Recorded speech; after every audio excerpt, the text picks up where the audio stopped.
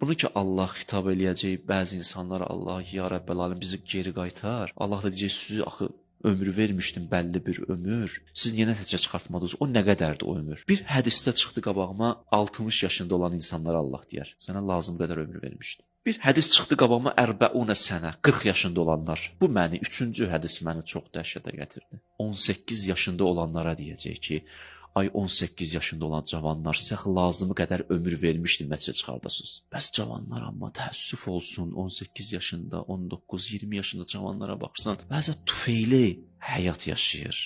Lazım olmayan filmlərə baxmaq, lazım olmayan kəsləri özlərinə nümunə seçmək, analarını gözü yaşlı, atalarını gözü yaşlı qoyurlar. Bala, sənin elmlə, mənəviyyatla məşğul olan vaxtındır. Və qiyamətdə də cavab verə bilmirsən Allaha ki, Allah, mən az yaşım var idi, 18 yaş. Allah deyir, 18 yaş kifayətdir.